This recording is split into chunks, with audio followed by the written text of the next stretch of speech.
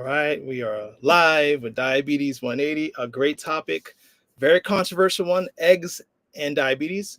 Just give me a second to invite our Instagram people. I'll just see if I can grab them. And as you can see, that the title, or I should say, the subject of the night should be right there below my name. Hopefully, you know what we're talking about tonight. But I really invite everybody to, whether you're on Team Egg or not, to watch this live. Okay, eggs and diabetes. We're not just talking about eggs and diabetes, though. The purpose of this live really is to find out. Can eggs be considered a health food? I think that's probably even a better title for this topic, because of course, since we are a diabetes reversal program, we focus on diabetes. But the great thing is when you work to reverse diabetes, you're reversing many other chronic diseases too. But really, tonight we're going to answer the question that's so important. Eggs is something that's highly debated whether or not it's healthy. Forgive me for being a little distracted. I'm always trying to get my people on Instagram on, and Instagram just doesn't want to play with me. Connecting streaming software to go live. Well, it should be working. Let me try again. Try one more time. All right, so I appreciate your patience. Just give us a second because we want to get as much people on this program as possible. As you're waiting, just let me know in the chat where you're watching from. Say hello. I always like to greet our longtime supporters. If you're new to the channel or not, we always appreciate you saying hello. All right. I don't think Instagram wants to play. All right. So it's okay, Instagram. We'll try to upload the shorts on you're on the program platform. Well, let's see. Don't want to quit on it yet. Okay. All right. I tried. Okay. So let me know in the chat. Actually, I think a good question to start out with is, do you guys eat eggs? Is something you eat every day? If you're not eating eggs every day, how frequently do you eat eggs? Okay. I would love to know that, if you guys are eating eggs, if you're on Team Egg or not. And even if you are not on Team Egg, you say, I don't eat eggs at all. I still think watching this will be worth it because you're going to understand why it's such a complicated topic. Why is it so highly debated whether or not eggs are part of a wholesome diet, a healthy diet? Okay. So yeah, let me know in the chat. You guys watching? Are you guys eating eggs? You guys eating eggs? Hello, Joan from Boston, Robert from Vegas. That's awesome. Yeah, been to Vegas a couple times. Always had a great time, for sure. All right, so now that I think about it, I remember one time I went to Vegas. Okay, forgive me, people, but I did eat eggs. There's a restaurant called Egg Slut out there. I don't recommend it. I do not recommend it, purely because you might be addicted to eggs after eating there. But it's called Egg Slut for a reason. All right, so okay. Oh, only eat egg whites. We got someone who's only eating egg whites. That's good to know. So let's break it down. So why are eggs such a highly debated, topic as far as whether or not it's a health food? Really, this comes from, I guess, the earliest indications that eggs were a concern was in 1948 during the Framingham Heart Study. It's actually an ongoing study that seeks to correlate what causes heart disease, or what puts a person at risk of heart disease. And so since 1948, it's been very clear that cholesterol increases your risk of heart disease. Saturated fat and cholesterol increases your risk of heart disease. So of course, it wasn't long before they figured out, since eggs increase cholesterol, then eggs must increase your risk of heart disease. Therefore, eggs, should be limited or eliminated from the diet. Since then, we've gone back and forth, between whether eggs are healthy or whether or not. You'll read or watch news headlines exonerating eggs, and then going back to condemning them, right? Uh, so one of the reasons why this is because of egg industry studies. So I'm just going to go ahead and say that off the bat. There's an interesting thing called industry studies. So it shouldn't be a surprise that when there's a study that says eggs are good for you, that if you look at who sponsors that study, a lot of times it's the egg industry that sponsored or paid for the study. So of course, there's going to be some bias to that recommendation. Also, egg industries also design studies to be a little tricky. So they might try to show that eggs don't raise cholesterol by comparing eggs to something that's very high in saturated fat, like sausage and cheese and other high fat foods, right? And they put people on a very high saturated fat diet and compare that to eggs and say, see, eggs don't raise your cholesterol. Or they might do something tricky like compare it to a high fat diet and then put another group in a very low fat diet, extremely low fat diet, remove all saturated fat, and then include a couple eggs and say, you see, eggs didn't raise cholesterol in this group. So just be mindful of that. If you see studies saying that eggs do not raise cholesterol, don't be fooled. The headlines, the media may be fooled, but the scientists who participate in design these studies are not. Okay, it's just a question of whether or not where their influence comes from. So if you look at well-designed studies, every study show that eggs does raise cholesterol. So then you have to ask the question, does cholesterol raise your risk of heart disease? That's what we're going to talk about a lot today. But mainly, I want you to walk away knowing whether or not eggs are a good idea, okay, for diabetics. If you're not diabetic, you should still watch this, okay? Because we're going to talk about whether or not eggs increase your risk of diabetes, which I know can sound very confusing because many people feel like, well, when I eat eggs, my sugars are normal, right? But I fear that we're sacrificing long-term gains for short-term gains, right? Yes, in the short term, of course, you may see great results in your blood sugar levels, but something is happening in the long run. I want to put on our binoculars, right, and look further out than just what's going on today. That's where we're going on today. There's a lot of studies. I'm really excited about this. So put on your seatbelts. Ask questions if you have questions. Okay, let's dive into it. First off, Brett. Baked Fort God. All right. Thanks for the compliment there. We got someone who loves eggs. I love it. We had someone earlier that says they eat egg whites. Robert says I should visit Omelet House in Las Vegas. Nice. So egg nutrition. Let's start with what is in an egg. What is in an egg? So the yolk is where we find the cholesterol. Okay. I'm gonna make you watch the end. Bake for good. All right. All right. Bake for God. Fort God, I like that name. So the main concentration of nutrients is in the yolk. The white doesn't have much nutrients. So you might hear people say eggs are healthy because they also have a good source of B vitamins, vitamin D. So that's one reason why people say eggs are healthy, right? Which kind of muddies the waters a bit. But if you could see here, it's a good source of cholesterol and saturated fat. Even though it doesn't seem like a lot, it does add up. Okay.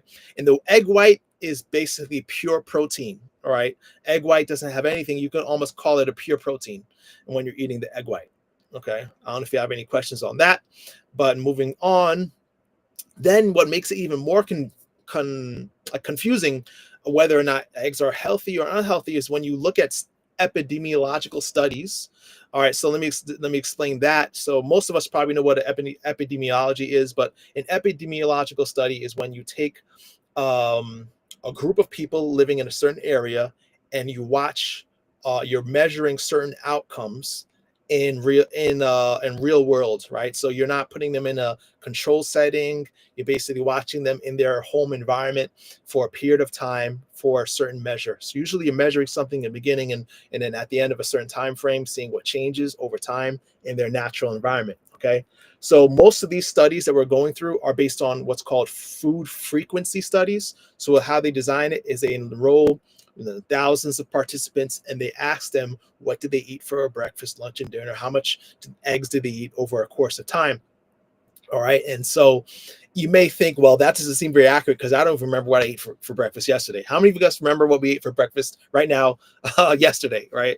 Um, so there's a lot of people who say, well, we can't trust the studies because, people's memories aren't very good, or people may lie, or people may leave out how much, the eggs they really eat.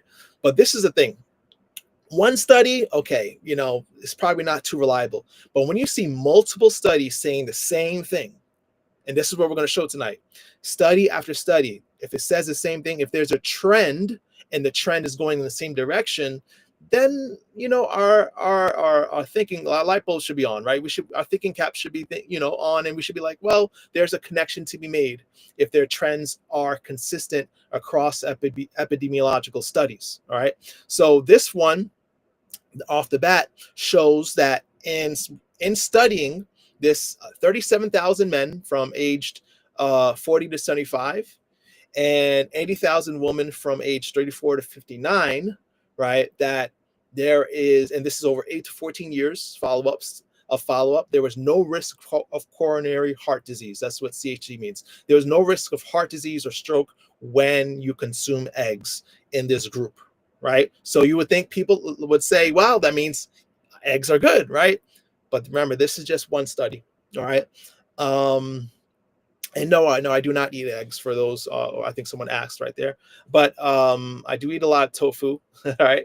Let me go ahead and go to the next study. There'll be the next interpretation of the study. So this is very important. Okay. Now pay attention to this. So for those who are diabetic, so you would think what they did is they took the 37,000, let's go first in the numbers, the 37,000 men, the 80,000 women or so, and they broke them down into subgroups.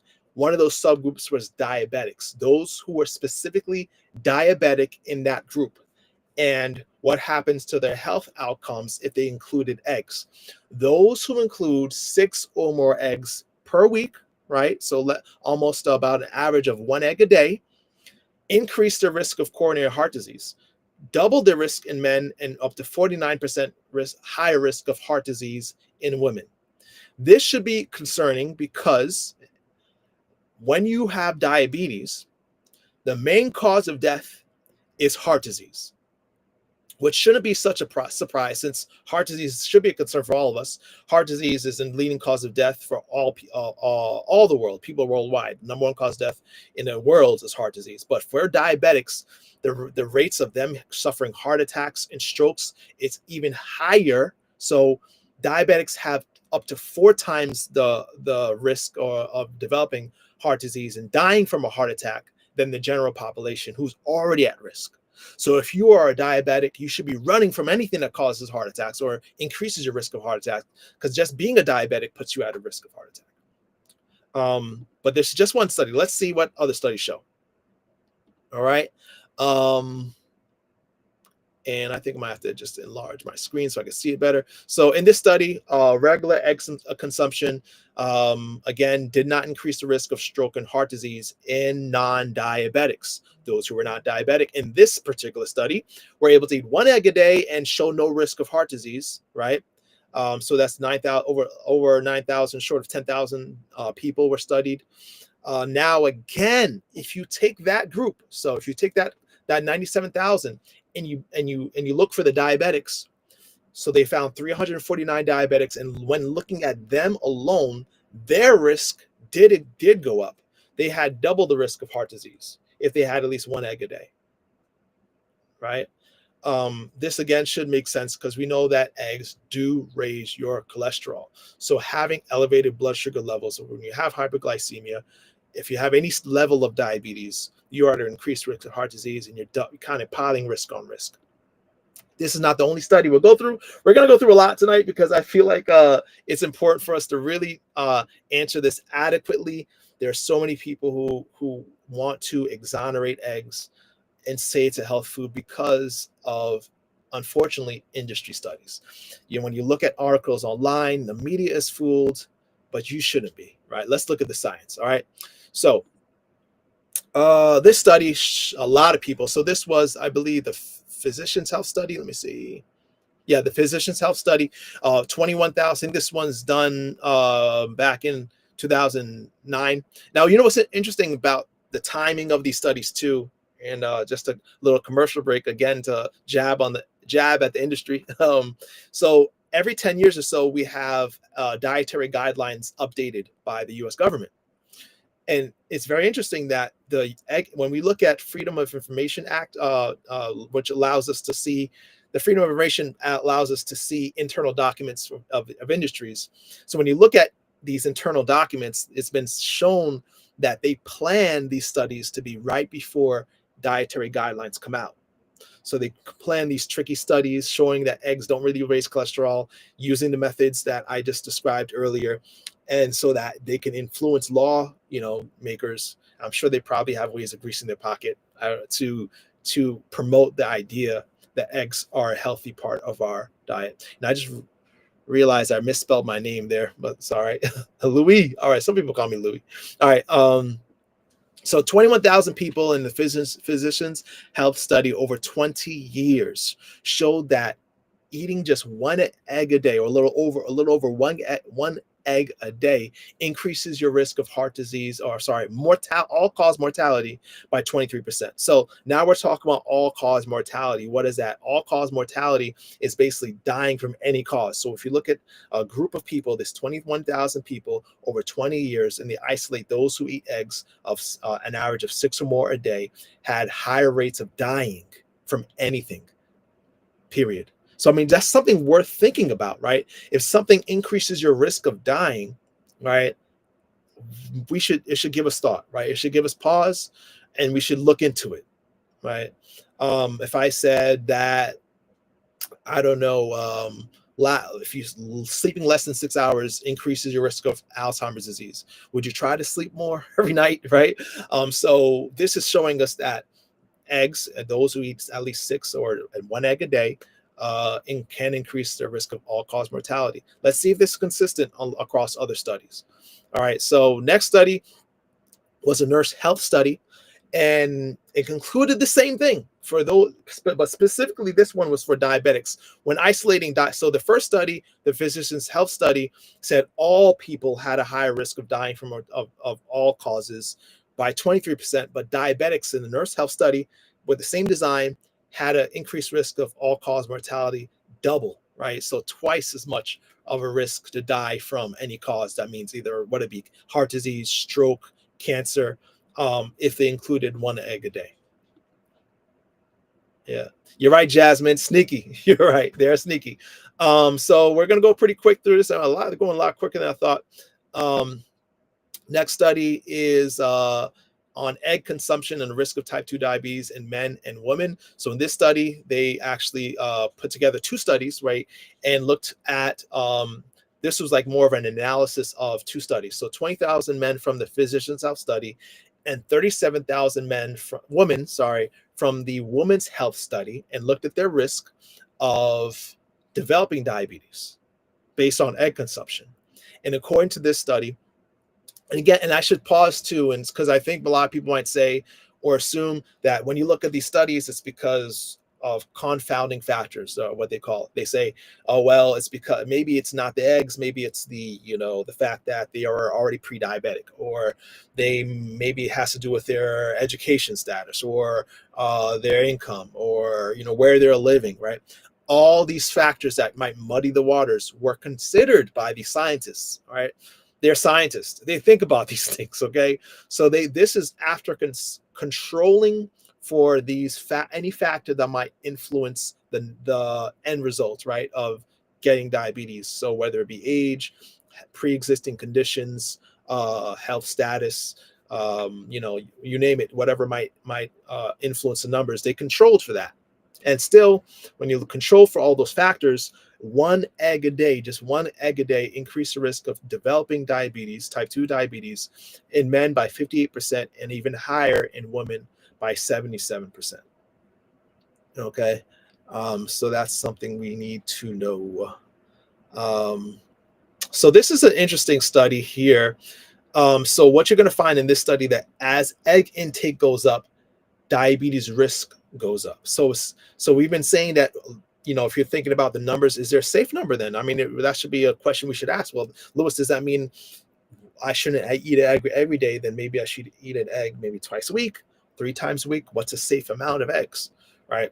Well, in the next few studies, we're going to see that it actually, your risk goes up with the amount of eggs you eat, right? So we call this dose dependent. So the amount of eggs you eat in a week, as it goes up, your risk of heart disease and diabetes go up.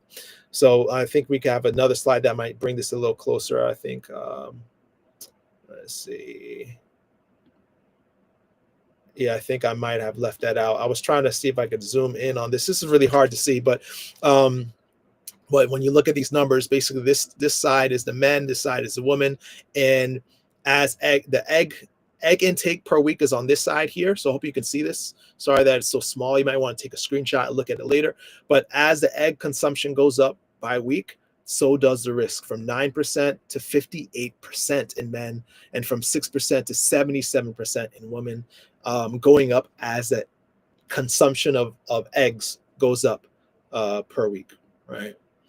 Another study showed the same thing. Now we're talking about, again, we're seeing the trends. This is not just one study, but this is multiple studies done by different people.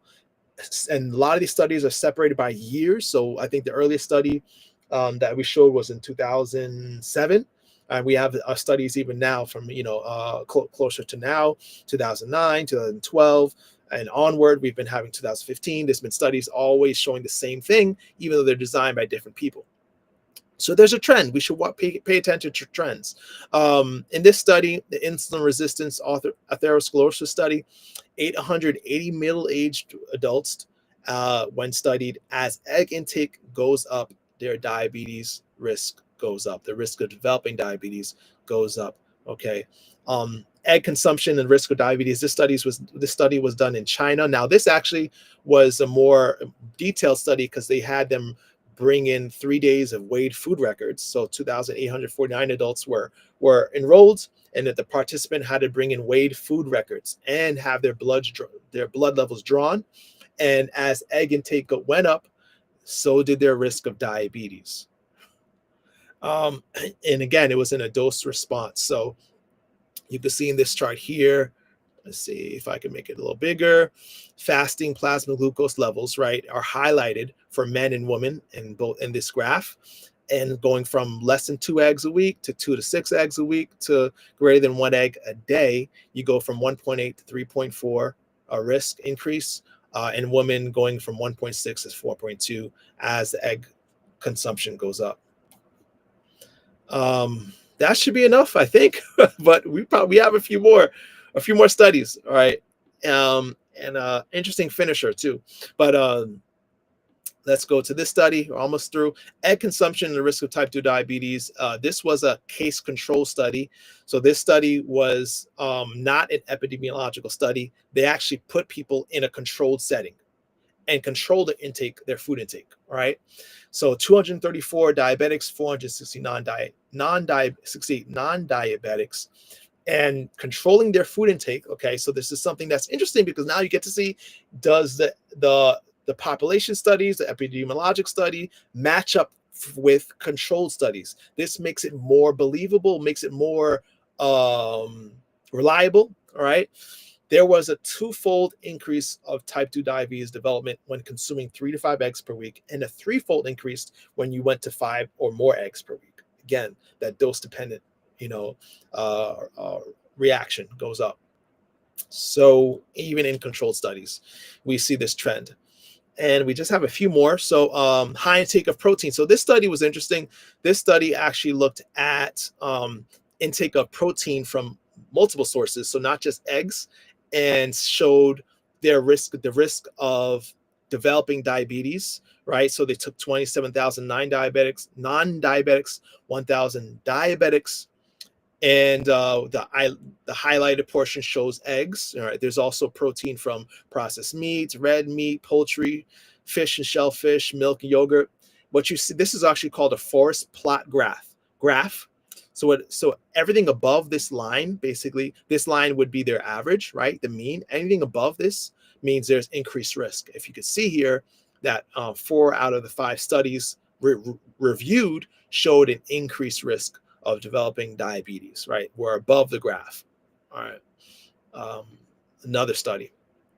I didn't write down the years of these studies. I probably should have done that, but these were done in different time frames, okay, by different researchers, and all showed the same thing. Hopefully, we're convinced at this point, but just stay tuned. We're almost done. We have just a few more. All right. So this was a meta-analysis. So this was looking at a collection of studies, 14 studies. So a collection of over 320,000 participants, right? Collected over 14 studies. And high egg consumption was associated with a 68% increased risk of diabetes. And this is interesting, for each egg consumed, as each egg egg consumption goes up, right, by week, the risk of developing diabetes increases by 29% for each egg. All right. So, our job is not to convince you what to eat or not to eat. Our job is to keep you informed. Okay. We here at Diabetes, we are not the food police. I don't have any vested interest in whether or not you eat eggs, but as a healthcare provider, I want to make sure all my patients, clients, and friends and strangers know the risk of whatever decision they're making, so they can make informed decisions, how much or if at all they're going to include certain foods in their diet.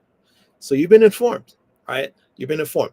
But if that wasn't enough, I want to end on something really interesting. So again, we'll talk about the freedom of information that allows us to look into internal documents from companies. So I got these from Nutrition Facts. They do a great job of looking at internal documents, and they looked at the documents of the egg industry as they discuss how or what they're allowed to say when advertising eggs. So there's an egg board. I don't know if this was pretty surprising when I found out. There's an American egg board. So it's basically a board that is funded by the U.S. government to promote eggs, right? To promote the consumption of eggs. I guess it's really important for our lawmakers that we eat eggs. I don't know why, right? But so this egg board, their job is to take that funding and then, of course, disperse it among different egg companies, right? Egg producing and egg distributing companies. Those egg companies that want to use that money have to follow the U.S. guidelines, right? The guidelines set by U.S. agriculture.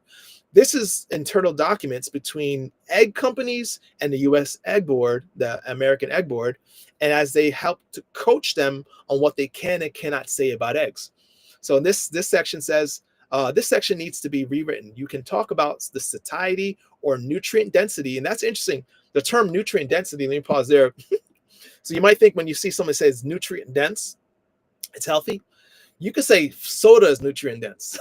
You could say cookies are nutrient dense. So there's no real definition for nutrient dense. It just means there's a lot of calories in the food, right? Really, there's nutrition there. So you could say that about eggs. But what they said you can't say is this: because of existing rules, right? You can't couch eggs or egg products as being healthy or nutritious. This is straight from the egg company's mouth, right? Egg board mouth, right?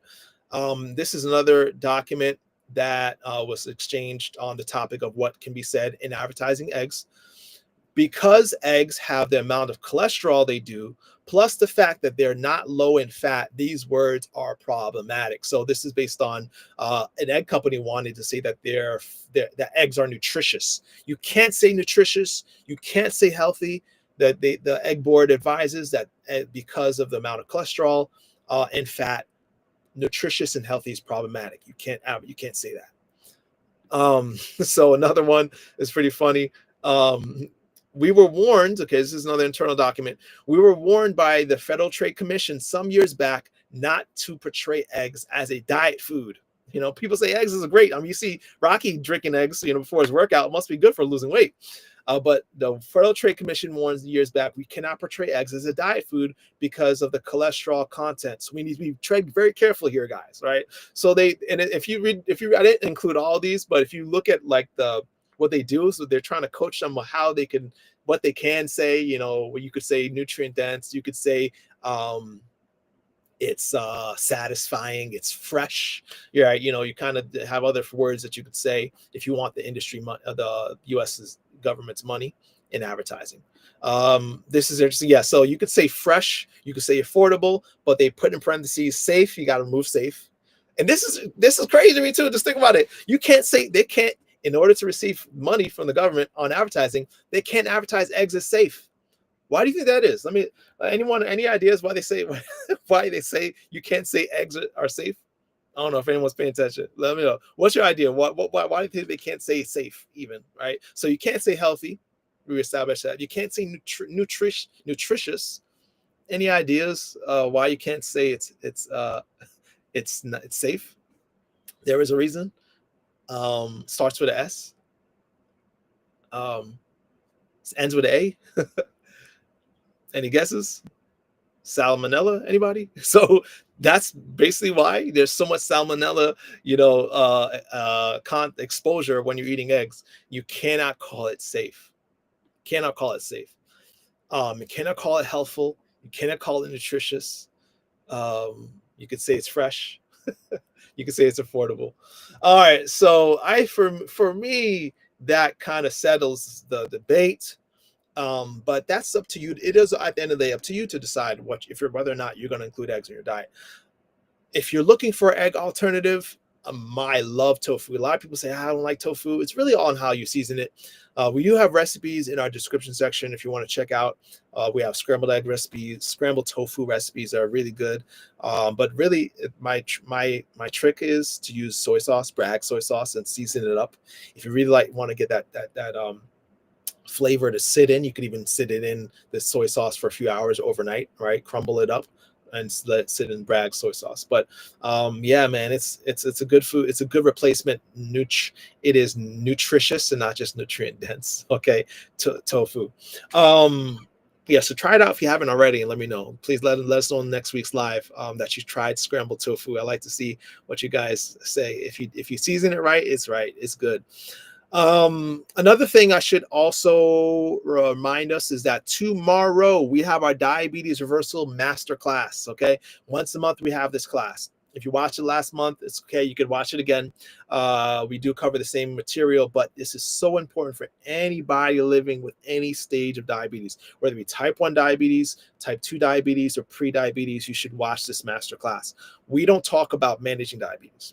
We don't talk about just controlling diabetes. We talk about reversing it, right? Of course, with the exception of type 1 diabetics. But even if you're type 1 diabetic, we can teach you how to minimize your need of insulin, right? Which is great, and increase your longevity and your risk of complications of diabetes, heart disease being the main one, right? So come out to the masterclass. It is free. I'll also, for those who may not be able to scan the QR code, leave the link here in the chat. Okay. All right. Antoinette says, I don't like eggs or tofu. Oh, you don't like it? I want to make you a believer, Antoinette. You got to try my tofu. I got to come over to your house and make you some, man.